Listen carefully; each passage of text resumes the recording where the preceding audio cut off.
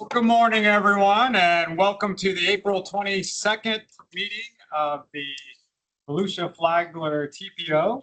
As you can see, I am not Chairman Sander, but he may be facing traffic or something, and if he arrives, I'll gladly hand his gavel back to him. But as I guess the last existing past chair, I will take over and the duties of chair for the moment. So if we could please have a roll call. Commissioner Cantu. Here. Mayor Chazé. Here. Mayor Cloudman. Here. Commissioner Harriot. Vice Mayor Gillis. Commissioner Dance. Here. Commissioner Snow. Here. Commissioner Martin. Here. Councilmember Thompson is excused. Deputy Mayor Toland. Here. Councilmember Miller. Here. Councilmember Grubbs. Here. County Chair Brower. Councilmember Robbins. County Vice Chair Reinhardt is Councilmember Johansson. Here. Commissioner Skidema. Emmett. Vice Mayor Rogers.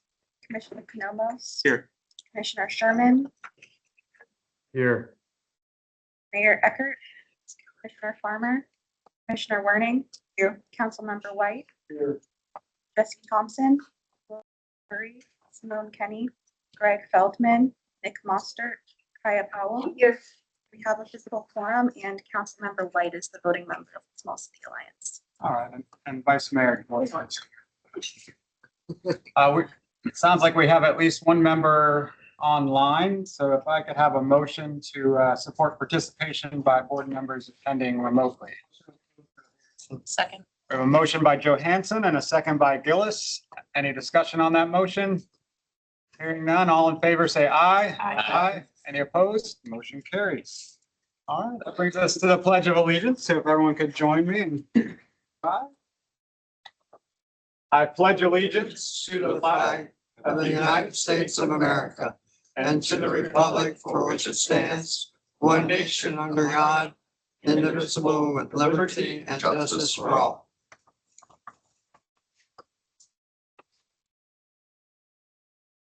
All right, that brings us to public comment and participation period. Do we have any speaker cards for anyone present or anyone online? With that, then we'll move on to the consent agenda. You have items A through L. Do any board members wish to pull any of those items for further discussion?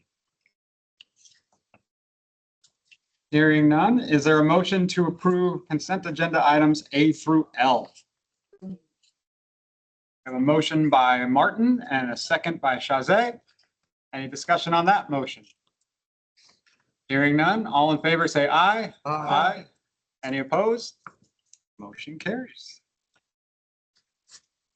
All right, brings us to our action items. Action item A is the review and approval of resolution 2026-05, amending the fiscal year 2025-2026 to fiscal year 2029-2030 transportation improvement program.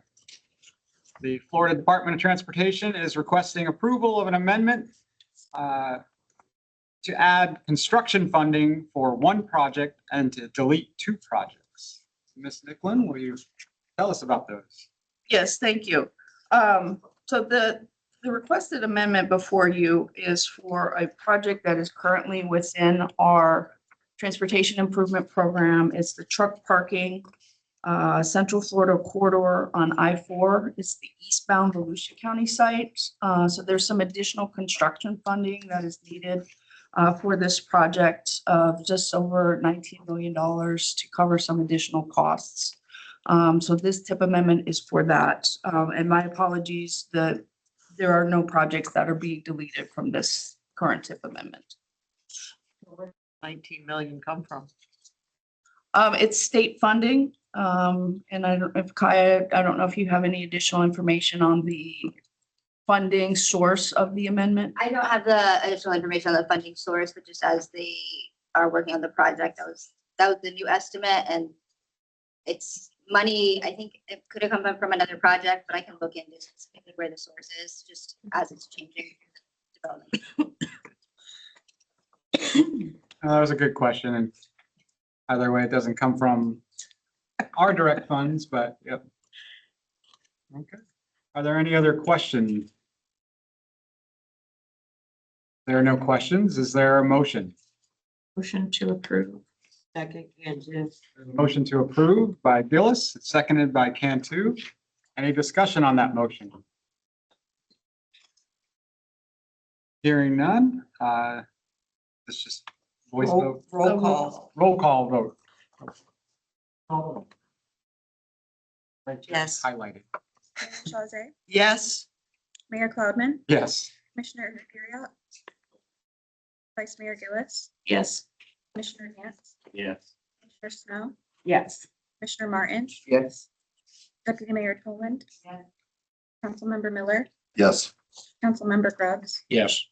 Councilman Sander, Councilmember Johansson, Yes. Councilmember White. The motion carries unanimously. Thank you. That'll bring us to action item B, which is review and approval of resolution 2026-06, adopting the fiscal year 2026-27 and fiscal year 2027-28 Unified Planning Work Program and authorizing the execution of the Florida Department of Transportation Metropolitan Planning Organization Agreement. The Unified Planning Work Program, the UPWP, documents the two-year program of activities, work products, and budgeted funds for the TPO. The draft UPWP was developed with input from the board and the TPO advisory committees and was submitted in March to the Florida Department of Transportation and the Florida Highway Association Administration, thank you, for their review and posted for public comment. Colleen?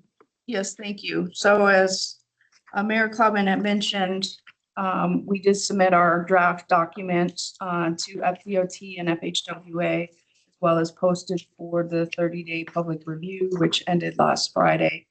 We did receive comments back from FDOT and FHWA.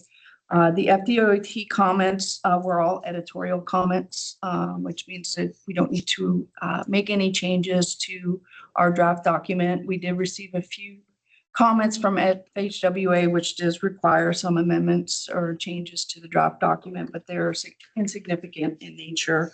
One of the requirements or the comments was to include deliverable due dates. In the UPWP, we indicated which fiscal year that we were going to be conducting the deliverables in. FHWA also wants us to include a month, which can be the last month of the fiscal year. So we added that to the document. Unless it was a project that we knew specifically, like the adoption of our transportation safety targets are always done in February. So we included that. But most of them were just, instead of fiscal year 27, it was June of 27. The other comments from FHWA were just making sure that in the final document that's compiled and uploaded, that we do include the signed statements and assurances that are required.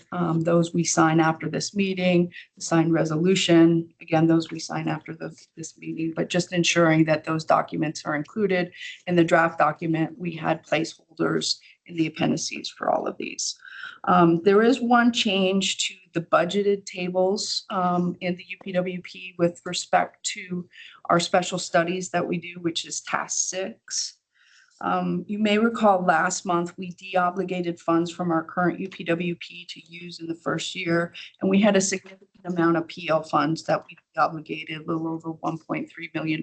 So those are programmed in our new UPWP. However, there is a rule that you must spend down 80% of your PL funds in order to be able to flex new SU funds. Since we deobligated a significant amount, we are going to be using those PL funds instead of adding new additional SU funds, so we can meet that threshold going forward. So we don't lose the funds. The funds go back into our box that can be used for projects, member projects moving forward.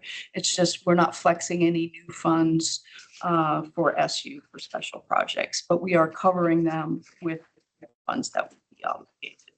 So that was one change that was made to the budget tables, and that was specific to our special projects that we do, and the amount was $200,000. So if there's any questions or comments, I'd be happy to address those. Mayor Chauze. I just want to say, this is one of those annual long slog kind of things, and I'm really glad that we've reached this point, and I commend you and your staff for working through what seems to some of us is incredible minutia and bureaucracy to get to this point. And I think that I'm happy to support it because it's been quite an effort, and I appreciate all the work that went into it. Other questions or comments? Ms. Powell, anything from the department's side of it? If there are no other questions or comments, do we have a motion? Motion to approve. Second, Cantu. We have a motion by Shazay and second by Cantu. Any discussion on that motion? Hearing none, please call the roll. Commissioner Cantu, Yes. Mayor Shazay, Yes. Mayor Cloudman, Yes. Commissioner Harriot. Yes. Vice Mayor Gillis. Yes. Commissioner Dance, Yes. Commissioner Snow, Yes. Commissioner Martin, Yes. Deputy Mayor Cohen, Councilmember Moore, Councilmember Grubbs, Yes. Councilmember Johansson, Yes. Councilmember White. Yes. The motion carries unanimously. Thank you. Brings us to action item C, which is review and approval of resolution 2026-07, supporting the Florida Department of Transportation as a designated recipient of Federal Transit Administration formula-based funds for the Deltona urbanized area. Yes, thank you. So this resolution is to support FDOT as being the designated recipient for FTA funds, which is the Federal Transit Administration funds, for a specific program. So, and it's only for right now the Deltona urbanized area. Currently, FDOT is the designated recipient for the urbanized area that covers the eastern parts of our planning area that runs from Oak Hill all the way up into Marineland. So currently FDOT is that designated recipient. When Deltona reached a population, or excuse me, when the Deltona urbanized area, which includes Deltona, DeBary, Orange City, DeLand, that urbanized area reached a population that exceeded 200,000. We can designate a designated recipient to manage and administer that program. FDOT was doing that prior to that urbanized area reaching that population threshold. But FTA, since there's been a change in that designation, it's now considered a large urbanized area since it exceeds 200,000 population. FTA is requesting that we support FDOT continuing to administer those programs.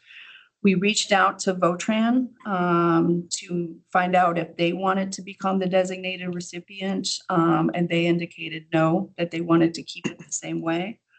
So basically what that means, as the designated recipient, you're required to administer that program, that grant program. It's a competitive program where subrecipients submit applications.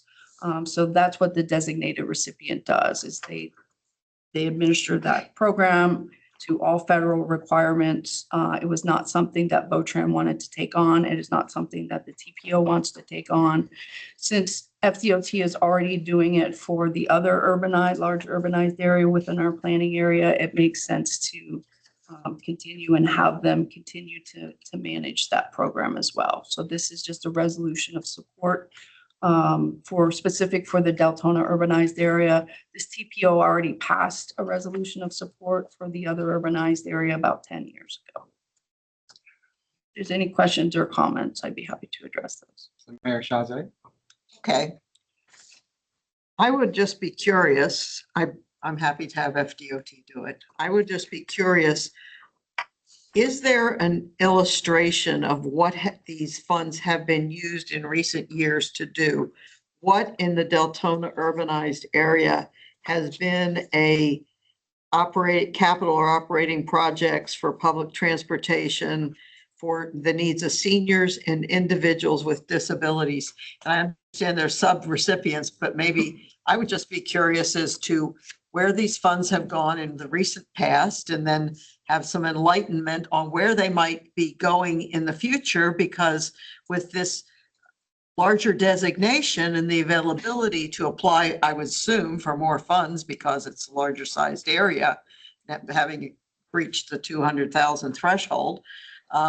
I'm curious, I'm in that area, my city's in that area. I would like to know what are recent projects and what would be the kinds of projects that we could have subrecipients apply for. So the program itself is specific to enhance the mobility for seniors Right. as well as persons with Disability. disabilities. We do have in our current tip a number of projects that access these funds specifically.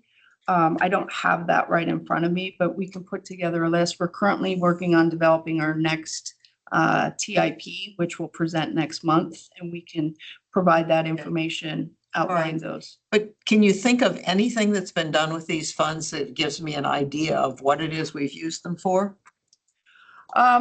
So I know Votran has received funds. They don't want to administer it, they just want to be an applicant for them. Is that it? They want to be a sub-recipient, That's what, yeah. correct. They don't want to administer the program Okay. because there's a lot of work behind that. It's a federal grant program that they have to administer. They also, in discussions with them, they're going to be applying for the funds. They want So- the whole thing? No, they're going to be applying for some of the funding sources that come through. The funds can go to, transit providers, they can go to nonprofits, they can go to local cities or governments, anyone that provides these transportation services. There is a 50% match requirement for the funds that come through. And other than Votran, and I'm trying to think, is this just their standard offerings for people who have disabilities or seniors that then is extended, that then is available in the Deltona area? Not anything specifically separate or a special service for that area in particular? It's funds that come in for that area. So. I'm just trying to get a handle on what is it they're doing with them and what has happened in the recent past. So I know a couple months ago, we did have a tip amendment for 5310 funds up in Flagler County. So Okay. it was for, I believe it was for the purchase of vehicles to provide that type of Okay. transportation system. right. And it was specific to Flagler County Sure. public transportation. That's the most recent So one. that I- Votran may have in the past bought some of their vehicles through these funds. They could have, yes. I just don't have that information right in There's- front of me. There's nothing that's a specific program project for this metropolitan area that we have detail on that we could understand a little bit better about it. And I'm glad to know that there's a 50% match and that nonprofits are eligible and that cities could also tap these funds if they did something specific in this. It's still something that's just had no visibility to me. So I'm sorry to ask so many questions, but I just want to understand it. That's all. No, and I understand. Yeah. And again, this is something that, this TPO has not administered. We do record within our TIP all Yeah. of the projects that do receive the 5310, Right. but we don't receive the applications. We Sure. don't review. There are eligibility requirements that have to be met, and all of it is through the FTA website. There's a lot of information. So when we're developing our tip, and bringing it back, we're going to bring it back next month. Yeah. We'll specifically call out some of those projects. It just had no visibility, and that's the reason I'm interested in understanding. And in Deltona in particular, there's been some change in Votran services there that has been regretted by some citizens, the changes. And I don't know if the availability of these funds might open the door for Deltona to do something more directly to their specific needs if there's at least 50% of the funds coming from somewhere else. It's just of interest to me. It may be to you as well. Yeah, those were good questions, and it is interesting to learn, other organizations that are eligible Right. to apply for those. I think primarily VoTrans used it for like their gold service Right. and some of that. But yeah, you're right. I mean, historically, the amount of services available on the west side of the county have lacked in compared to west. So, Commissioner Harriet. Thank you, sir. Did I say Mayor that right? Chauncey, I share a lot of the same questions and concerns. I'd also like to get some more information and understanding before the next meeting on what those funds have historically been used for, as well as what they can be used for specifically, because like you mentioned, we have reduced VoTrans service in the city of Deltona. It's really not conducive to, our city's not conducive to a fixed route type service. Ridership was very poor. But I would like to know what we can do, what we can use those funds for directly as a city to support these vulnerable communities. So Absolutely. thank you very much. Councilmember Johansson. Colleen, was the same amount of money available before? The same amount of money through this program? Yeah, through this program? Or adjustable as the budgets ebb and flow, but So it's the, not a new, it's not a new program. The Deltona urban area did receive funds before when it was considered a small urbanized area. But it was less funds, and DOT is the designated recipient for the smaller urbanized areas. It's just when it triggers to a large urbanized area, then the designated recipient does not have to be FDOT. It could be somebody else. And sometimes it is the transit provider, such as Lynx is the designated recipient in that area. so when you talked to VoTran, did you talk to VoTran or contractor, or did you talk to VoTran Bobby We King? talked to Bobby King. Got it. All right. Yes, and there's a letter in the packet specifically declining that they did not want to be the designated recipient. All right. And a lot of it just had to do with the requirements that were involved in Yeah. the amount of Yeah, we work. don't have the staff nor does Right. our contractor. Right. So, all right. That makes sense. When you're not in the larger urbanized area, it's not unlike being in an unincorporated area of a county. You fall under the greater umbrella. Those are great questions, and I think that'll be the request for additional information will be good for all of us to know, because even where we are right now falls into another urbanized area, which cities on this side could also independently apply, or organizations could independently apply for funds. Correct, and DOT currently is the designated recipient for the eastern urbanized Yeah. area.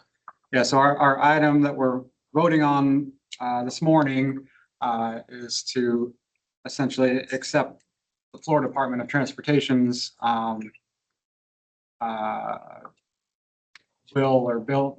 willingness to be the administrator of these funds.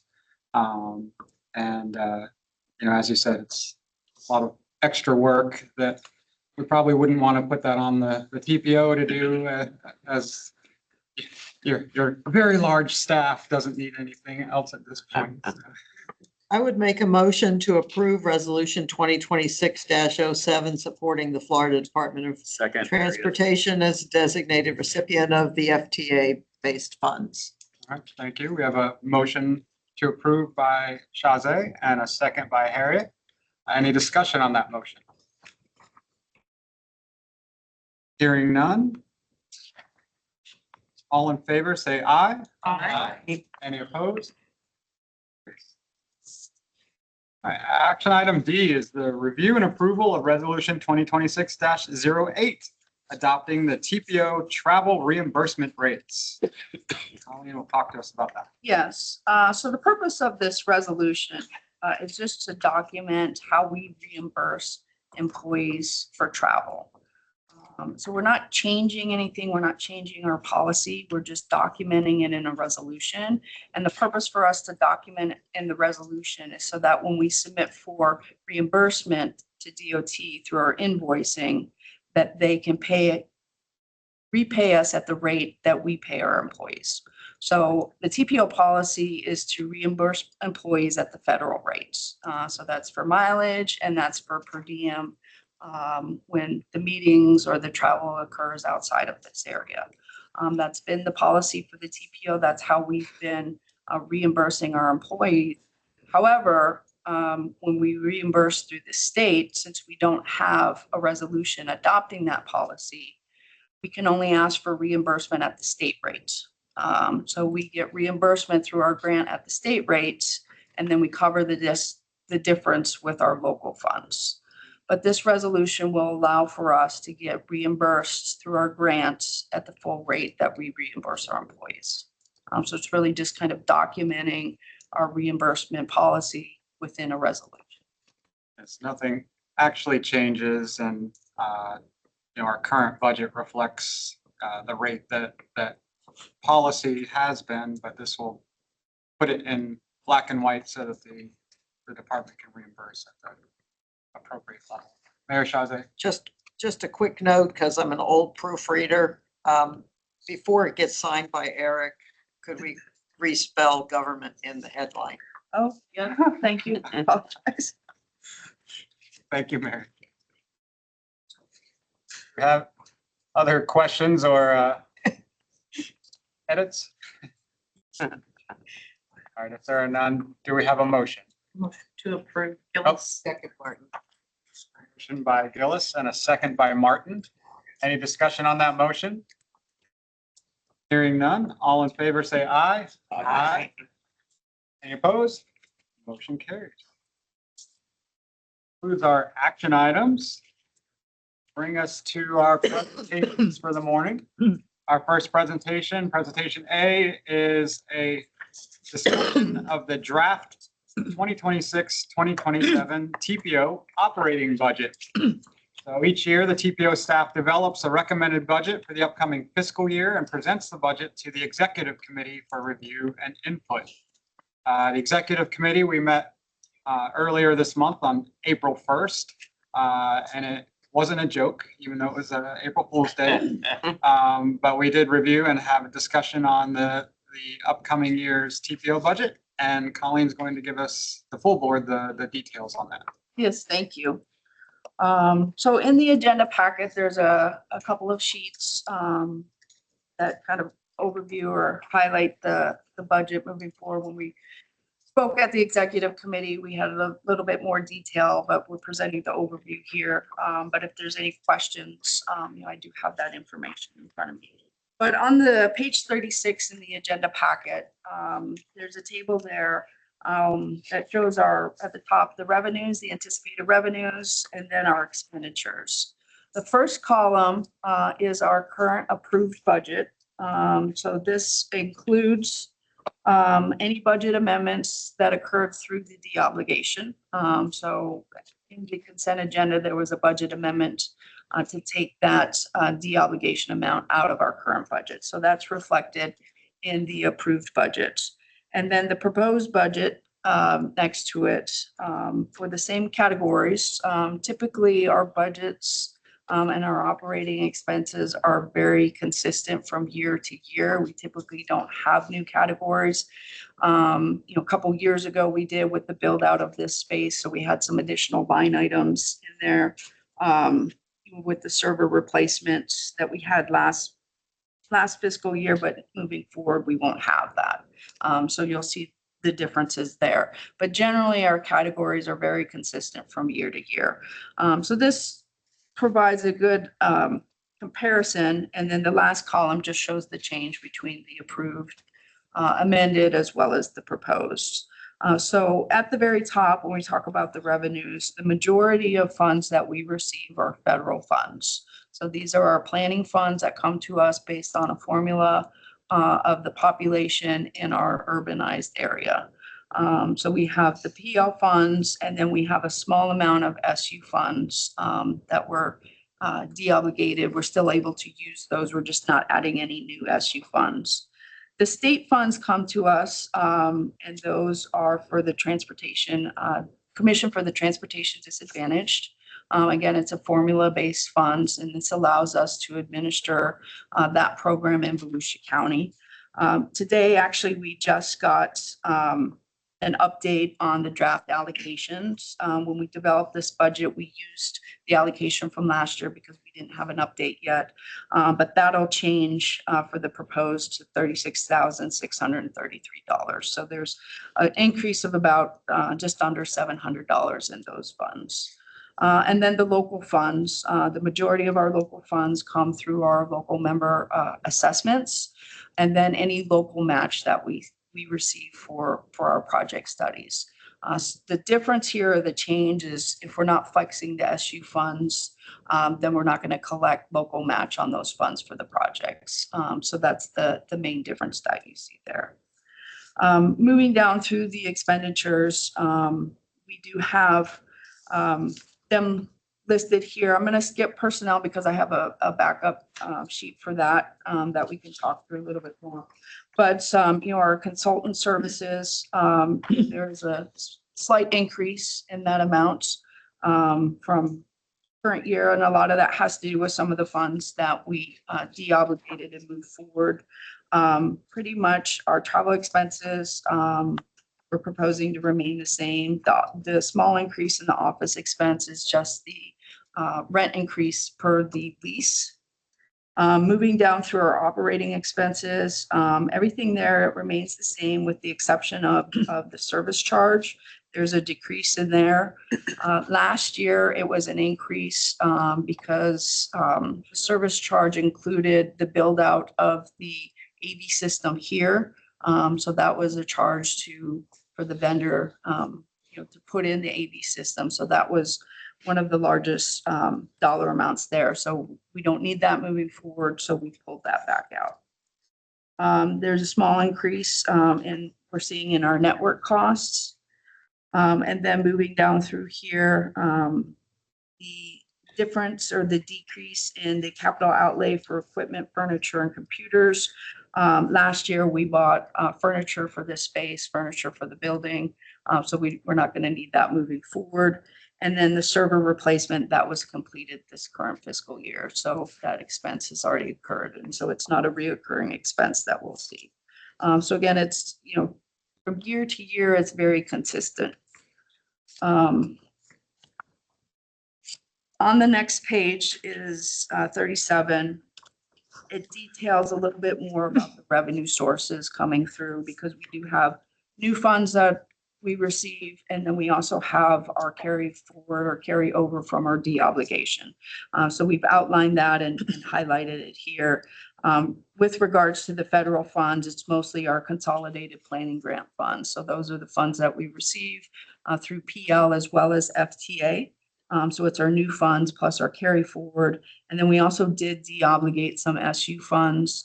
We are able to use those. We're just not adding anything new. The state funds there will make that small adjustment to the new allocation.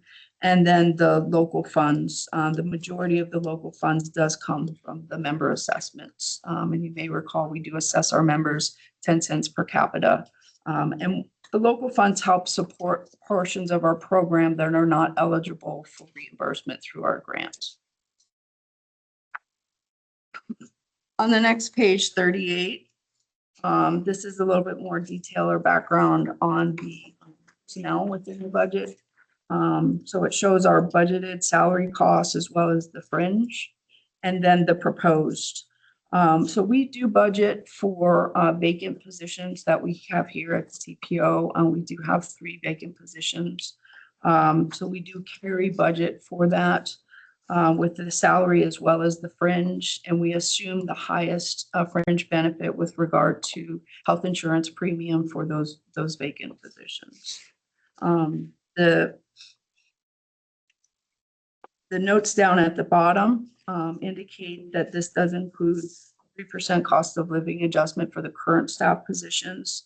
There's also a contingency for possible leave payout if an employee does leave the TPO, payout of their PTO. It also includes an additional $50,000 contingency for any reorganization, staffing, merit adjustments. The FRS employer contribution rate, we calculated the same as fiscal year 26. We also included a 5% increase in estimate for health insurance premiums. We are currently on the Volusia County health insurance plan. So any increases in their rate, we just see those directly. But working with them, they suggested using a 5% increase for budget purposes. That would occur halfway through the fiscal year because it's a calendar year adjustment. And then I had mentioned it assumes the highest health insurance premium category for the vacant positions. And then on page 39, these are the TPO assessments based on population. And this has been updated for the most current population estimate from BEGR, the Bureau of Economic and Business Research from 2025. So it shows the population estimate and then the assessment amounts. If there's any questions or comments, I'd be happy to address those. Commissioner Snow. The special studies. What new studies are coming up? So the special studies, so in the UPWP that we adopted, there were a couple of deliverables or studies that we were looking at. One of the main ones was to look at developing an e-bike study. So that has not been, the scope for that has not been developed yet. But that was a study that was identified. We also do a number of feasibility studies for member projects that want to submit for project implementation. So we do feasibility studies, and it depends on which projects that we receive. We're currently going through our call for projects this year and ranking those. So those haven't been determined yet, but they will be by the end of this fiscal year. Okay, great. Thank you. Mayor Chazet. Just a quick question under the staff salary and fringe. In the inclusion of the 50,000 additional contingency for reorganization, staffing and merit. I guess that would be additional staffing above the current level, which may include vacant positions, so be new positions. Is this what we have budgeted in prior years? And if so, have we used it? It is the same that we have budgeted in prior years, and we've used a portion of it, yes. Okay. But there's nothing expected, like somebody's going to get a $30,000 raise No, so for merit. no. Okay, just asking. And if we've used it in the past, but we've always budgeted 50 and we've never gone above 20, might bear looking at in a fiscally conservative period, it might bear looking to see, have we ever used more than number out of the year, 20,000 in any given year for these things? So a couple years ago, it was budgeted at $25,000. But when we were going through the budget review at the executive committee, it was suggested that we raise it to 50,000. Because what it also does, the vacant positions that we have available. Yeah. We have not adjusted those, The the salary salary range, for those based on. although you've added the max benefits. We've added the max benefits, just because if an employee comes in and has a family, goes with Yeah. the family premium, Yeah. that's a lot different Yeah. than if it's an. So you've employee. added the max benefits, so, and you have a salary range which perhaps needs to be updated. Correct. But if you have a salary study coming, I could understand it. But if we don't have a salary study. That we're is, Sort of winging it, then I'm questioning 50 as if we can look back over time, say even the years we used some, 30 was the highest we ever did. I get comfort with an extra 50. I'm pretty tight when it comes. right. I mean, this I is mean, a draft presentation. That's so the we reason can I'm bringing it up now, not like at the last vote where I'm going like, I was wondering about that. That's not a fair thing to do. Right, and we can bring that information back. Okay.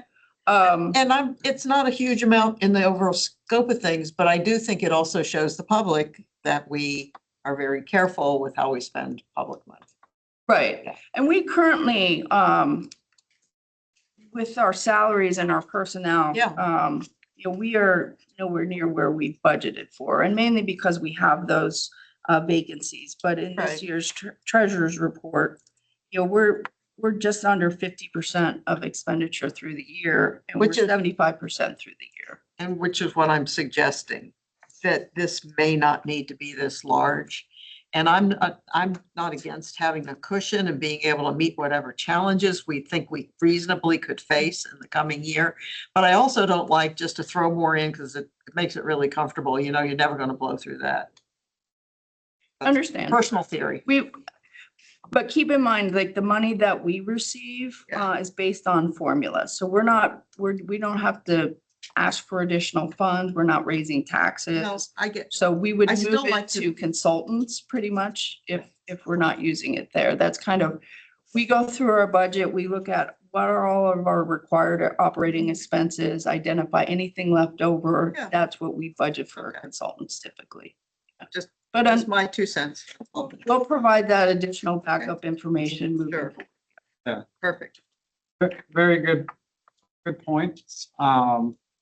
And you know, since Colleen even took over as interim before becoming our permanent executive director, you know, we've been in a state of flux and Correct.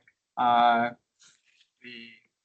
staffing has been kind of put on hold as we've had temporary home and now moved into here. And as they're finally emptying the final moving boxes, I think we're now entering a period where they can really look at adding the additional positions, and things like that. Sure. But yeah, your point is well taken. Commissioner Harriet? Thank you. Colleen, are we looking to add positions this year? Yes, so what we need to, because staff has taken on different roles and has covered, so we really need to take a look at our vacant positions and the duties. If there's something that a current staff member is doing that they weren't before, but they want to continue, so we need to kind of rewrite some of our planning or descriptions for our planning positions. They're all planning positions that we have vacant, but we currently only have 2 planners on staff. And so we've been covering different areas. We also would like to potentially use some consultant support for other areas as well to kind of supplement that. But yes, we will be looking at bringing on new staff. Now that we're here, we do have available space. We have offices that we can move staff into, and they have a place to work as well. Do your budgetary policies allow for the use of lap salaries to cover those needs? So instead of budgeting the additional $50,000 for contingency specifically, could we use the lap salaries for the vacant positions for additional needs if necessary? We could, I mean, if we had those needs, you know, typically in the immediate years that have just passed, we have not had that need. Okay. But if we had the need to do a large study or need to do more studies, you know, again, these are planning funds. And so that's where we would spend the money. You know, we could do a budget amendment to take it out of salaries and put it in, you know, another area. You know, the last couple of years, we did have some unknowns with moving into this new space. You know, we were fortunate enough that the landlord paid for the build out, so we didn't have that expense. But there were some areas where we weren't sure, and we would have been able to do that. And we have looked at that in the past. Require a budget amendment? It would You wouldn't- require a you budget wouldn't amendment. Have the authority to just do that unilaterally? No, it would require a budget amendment. So I think I'm with Karen on this one. If it would require a budget amendment to make that adjustment, then I don't see a difference between that and putting it in reserves and doing a budget amendment if necessary for the operating change.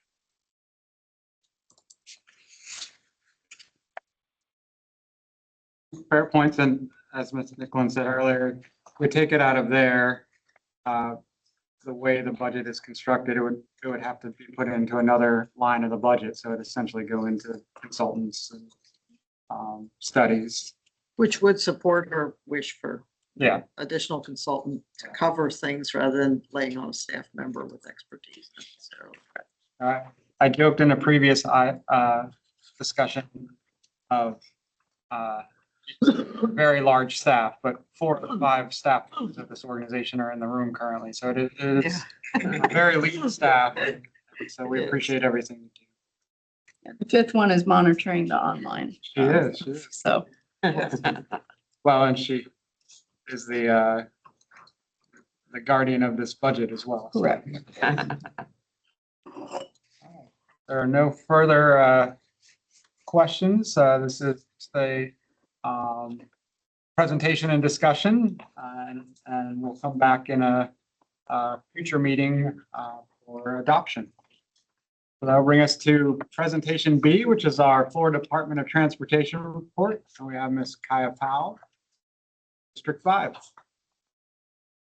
Good morning. A few updates for everybody.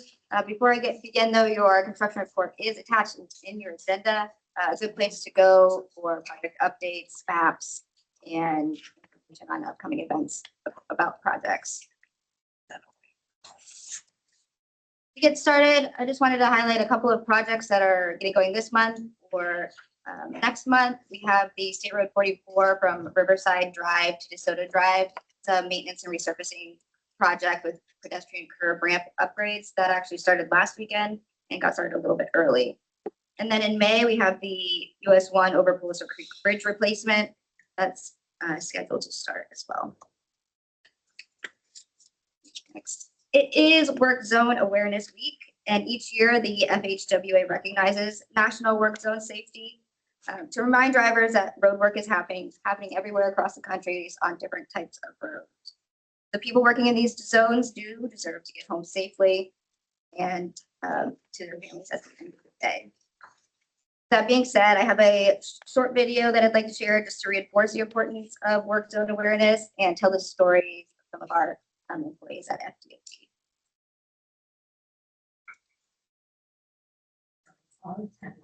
But we impact on our we all want to get home safely every day. That includes the men and women in policing and making the world we rely on.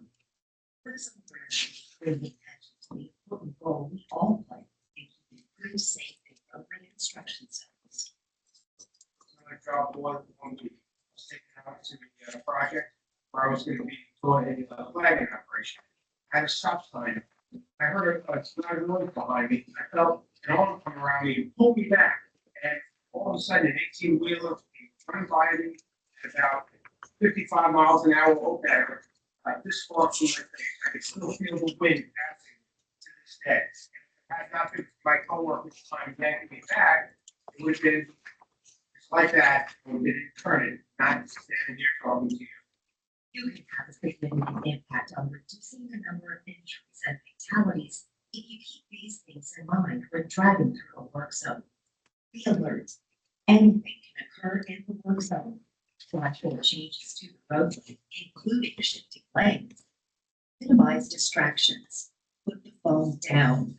In Florida, it's illegal to use a mobile device in a handheld manner when driving through a work zone. Don't speed. Sometimes speed limits are lower in work zones. Don't tailgate. Rear-end collisions make up more than half of all work zone crashes. Expect the unexpected. Always keep an eye out for workers and equipment. Down on State Road 415, which is a rural 2-lane highway with shoulder. My lead inspector, she was sitting in her truck. We were standing there talking. She had her door open, and I was standing there facing her. And when all of a sudden we heard a noise, I had to immediately spin around and throw myself onto the truck because of a semi-truck carrying trusses came through and it clipped her door. It went straight past my chest and hit her door and took it right off. And the driver wasn't even aware he did. He just kept going. This Work Zone Awareness Week and every day after, do your part. Slow down, stay alert, and follow the rules. Let's work together to protect everyone on the road and get everyone home safe. Safe actions, save lives. So the district is doing a lot to bring awareness to work zone safety. We do have some social media posts. If you see them, share them, and we can keep people aware of that. Next up, we have our Central Florida Safety Summit coming up. This is the 3rd annual Safety Summit. It's going to be held in St. Cloud this year. If you're interested in going, tickets are $35, and those will be sold until they run out. So we don't have an end date. It's a great chance to get together with community, law enforcement, transportation organizations, hear stories. We hand out some awards, and we'd love to see you there. I'll be there. It's a fun day. And that can be found either on the link here or also on the Eventbrite website. You can get your tickets. In closing, I did want to mention the tentative work program development cycle kickoff. It is that time of year again, and the D5 tentative work program for fiscal years 28 to 32 is now underway. There are statewide program planning workshops scheduled for April, May, June, and July. And then a reminder, as we start working on the 2026 development cycle, we're making sure to review all program projects thoroughly to ensure every required phase is included in your fiscal years 28 to 32 requests. We're making sure that all of our project cost estimates are up to date and accurately scoped so that contingency levels remain stable and are not unnecessarily impacted as we step into balancing the plan later this summer. All programming updates or adjustments are due by the end of May 2026, and we've sent out emails for those requests. Then, as usual, you have your resources for FDOT up on the board and my contact information. I will be around after if anybody wants to dive into projects. I also have Chris here to help me out. Thank you. We'll say that safety summit is a great event. Heard your whisper over here. Andy. It's only 2 hours for us. I'm trying to figure out. No, I was going to agree that I've hesitated to enroll this year. We were spoiled last year because it was right here at the Right. Speedway. But Commissioner Dance, you have a question? Hey, good morning. Thanks for being here. I raised this concern earlier on the Pellisier Creek Bridge. I didn't know if anything had changed, but we are not accommodating any width for future expansion of pedestrian pathways to cross that. Is that still true? As far as I know, have you heard of as far as I know, but I can look again. I haven't heard anything. It's just a really growing area on the north end of the county line. And the interchange area really hasn't been developed yet, but I'm just concerned that as we make connections from the commercial interchange area down to our northern end of Palm Coast, that it'll be more expensive to make that crossing later. Yeah, I can let me look into it, see if anything else has come of it. Since last time. Thanks. Councilmember Miller. I'm not aware, and I'll ask about the specifics of how this is going to go. But also just to add on, that entire stretch of US 1, some of the improvements that you guys have made recently has completed some of the walking paths almost all the way down until we get maybe past Matanzas, which is just a short distance from here. So to the point, that'll make that entire stretch between Bunnell basically and I-95 a complete walking path that's connected rather than multiple ones that have been put in by developers and things like that as they've expanded. So I would support that as well, that we look into that. Thanks. Any other questions for Ms. Powell? 1 million into that. Well, thank you. That brings us to our executive director report. Colleen? Yes, just have a couple of items. Kaya mentioned that they're working on their next tentative work program cycle, which is 28 through 32. We're currently developing our fiscal year 27 to 31 transportation improvement program. So that was based off of their work that they did last year that rolls into our updated tip. So we will be bringing that back next month as a discussion and presentation item, and then adoption of that in June. And then that goes into effect July 1. We're also currently working through our call for projects and reviewing and scoring and ranking those projects. The BPAC project review subcommittee has already met and ranked their projects. The TIP subcommittee will be meeting here shortly over the next couple of weeks. And then we will be bringing the draft updated list of priority projects next month and then for adoption in June. And then we submit that to the Florida Department of Transportation for them to use in the development of their 28 through 32 cycle. We're also currently working with your staff and FDOT to identify updated cost estimates for any projects that are currently programmed or projects that are anticipated to move into the next work program cycle. So we've been working with the different staff members that you have allocated or assigned to the projects, and mainly it's the TCC members. And then the final item, we've been working through our interlocal agreement, the update to the interlocal agreement that was based on the most recent apportionment plan as a result of changes in census. We had to significantly rewrite ours because we had so many changes. It wasn't just an amendment or an update. We also had some circumstances with our legal counsel in terms of changing over 3 different ones, and then also FDOT legal counsel. So we finally come together and we've gotten an agreement. So we will be distributing those to the individual cities as well as the counties for you all to take action and execute those. So be on the lookout for that. They will be coming to your commission council meetings, but we will be working directly with the city's managers as well as the county managers on that. And that's my report. Any questions for Ms. Nicklin? Well, will bring us to TPO board member comments. Do any of our board members wish to share anything going on in your area that you think we should know about? Sure. Commissioner Dance. Want to thank the TPO for partnering with us on our Celebrate Trails Day. That's this Saturday. This is right, I think 3 years ago, we started this in Flagler. And really, I think as our research indicated, we were the only one that picked up on the Rails to Trails program that's nationwide. And so I would suggest that the rest of you look into that and let's get more participation to celebrate our trails and provide education to our community about the benefits and how they can get outdoors, enjoy our natural environment, and get a little bit of exercise. But it's City of Palm Coast has been a great partner with us. They provide their Parks and Rec staff. They provide the location at Waterfront Park, and so it gets a little bit bigger every year. We have like a butterfly release now, and We're expanding the park. yeah.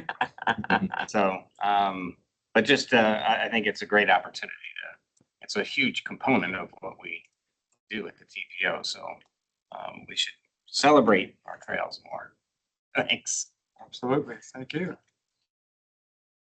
Commissioner Snow. I'd like to say thank you to all the outpouring of love our city got losing Roy Johnson. I got wonderful phone calls and it was bittersweet with sympathy and then welcoming me to this board. But it's obviously been a great loss for all of us. And it's a heavy burden to come in here and carry the weight of Roy Johnson. I will do my best. For those who don't know me, my voice is always like this. I'm not nervous. I'm not scared. I've got a movement disorder in my vocal cords. And I'm glad that you're all hearing it because when I call you on the phone, the first thing I get is, oh, we have a bad connection. Okay, sure. But I do look forward to working with all of you. Welcome. Thank Thank you. you and welcome. All right. Any other comments? Hearing none. That moves us to the chairperson comments. We'll, I'll leave time for that for Chairman Sander when he returns next month. In your packet, there are information items, including attendance reports for our citizen advisory and staff advisory committees. So be sure to check those out and see if your appointees are attending or if you have an appointee. If you don't, find one. And there's also some outreach and activities of the TPO staff, some of the upcoming events and reports from two counties of our area, Volusia County and Flagler County. Other than that, our next meeting of the full board will be right back here on May 27th, and we are adjourned.